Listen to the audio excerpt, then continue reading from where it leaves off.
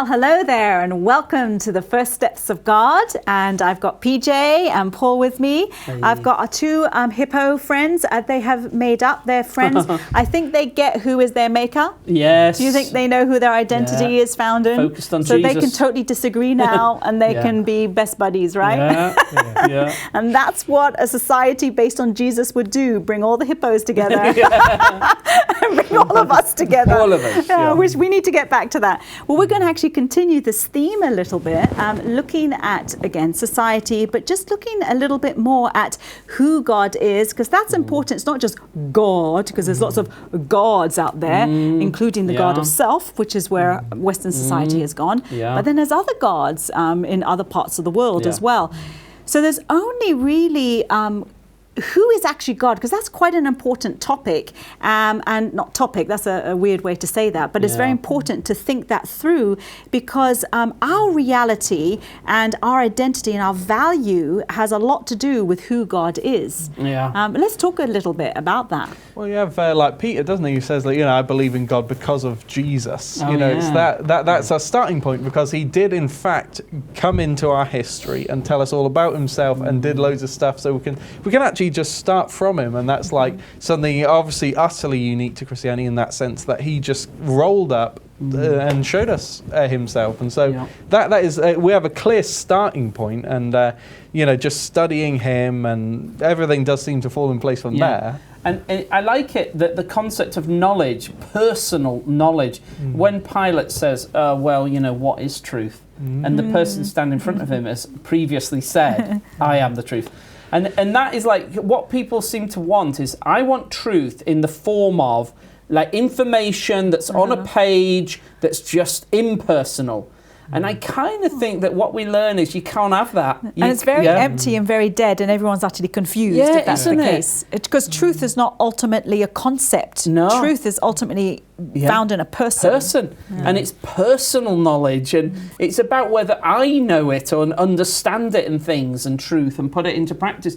The idea that you can just sort of have truth, it doesn't exist. It's truth as you know it, and in relation to this person and passion and people. It's much more to do with community and actually love. I remember someone saying that you can't really know anything until you love it. Because scientists, when they study something, you'd say, well, a scientist, that's the most kind of objective knowledge. Yes, but they actually give themselves to passionately study something. They love, I want to know all about, say, hippos. And then they'll give their life to studying hippos and observing them and weighing them. That would be a fascinating study.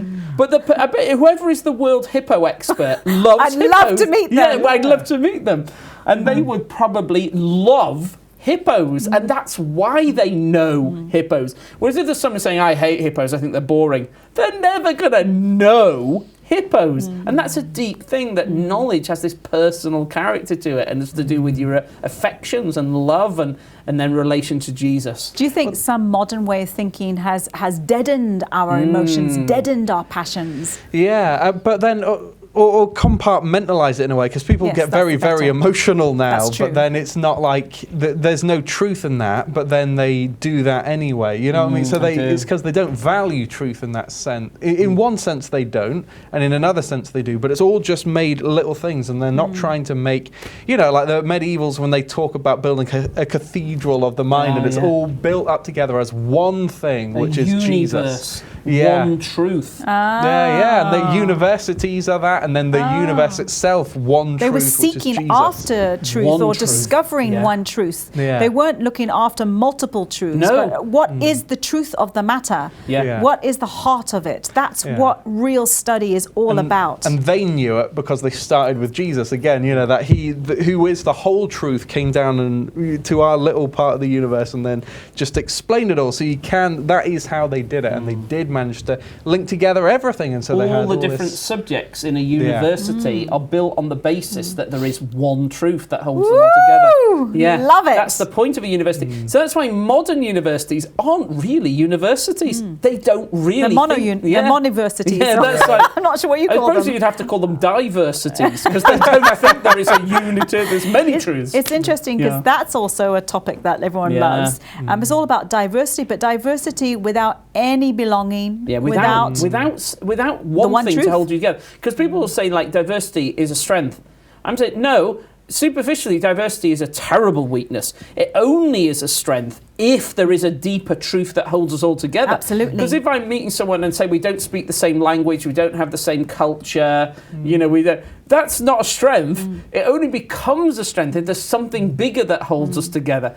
Diversity on its own is not a strength. And then to make that kind of diversity work, they have to weaken everything. So you see, like, with that whole sort of airport culture thing, and so you can basically go to Africa and just stay in like an airport thing or like a big city, and you will never have engaged with the actual African culture, actual African people. It's just like you've basically just been in Britain a bit further off. You just have to travel further to go to Britain.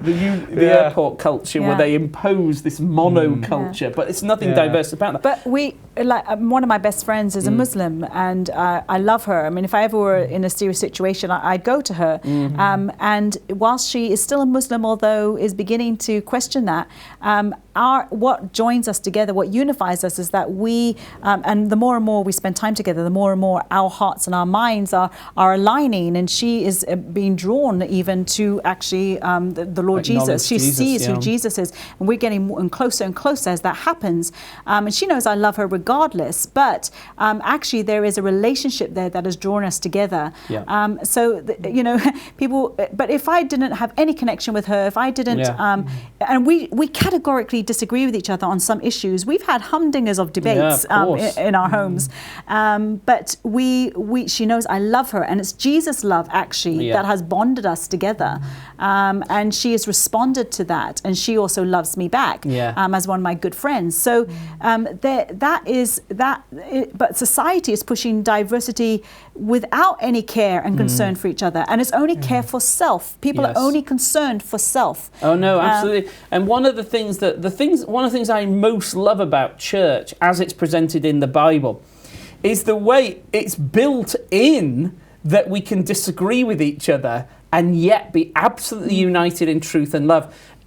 Two or three things about that. First of all, I love it in the book of Revelation, where you get to the end of all history after Judgment Day, resurrection, we're into a new creation, and every language, tribe, culture, people is there. So they still have all the different languages and all the different cultures, and so then there's the tree of life for the healing of the nations, as if to say, no, you still might go, because a Zambian might say, well, this is the best food. And a French person might say, no, it isn't, it's this. And they're always like, well, it doesn't matter. You can think that is, and you can think that is. And that's actually in the Bible, like in Romans chapter 14. And he's like saying, like, some of you might want to be vegetarians. Some of you might want to only eat meat. Some of you might want to drink wine. Some of you don't. Some of you might want to have a holy day. Some people might not want any religious festivals. And he said, actually, that's all good. If you're doing it all to my glory, all of you are right. And you're thinking, wow. So there's things, this is throughout church history, they'd say that there are dogmas. We've all got to believe them. That's in the creed. Yes. Then there's all these doctrines that help to explain them, and that's important, and you really ought to. Then they had this word called theologumena. It's like, it's okay, think what you want. There's loads of things. That. Yeah. I'm going to use that word a lot more now. Yeah, theologumena. It's like, well, do you want to be vegetarian? Well, maybe. And some Christians are, and then some aren't. And Jesus is like, if you're doing that, but you're trying to bring glory to me and you're doing it for my honour, that's right. And you should. So it's almost as if churches are places where we can disagree, and the Bible encourages it. It's like, take different views on things. Father, Son and Holy Spirit. Father, Son. Just really briefly, tell us a little bit about that. Well, that you have this diversity of persons in the Godhead, and they are like very different, and they do different things. And you've got like the Son who like goes out and does things. So the Son goes and makes He's the universe. He's the seen face of the invisible God.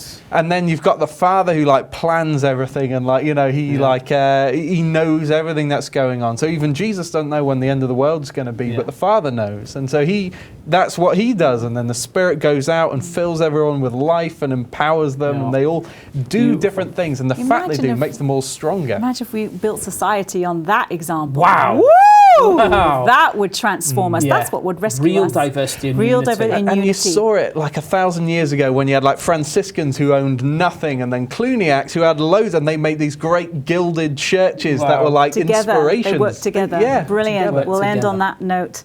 Oh, that's challenging. See you next time.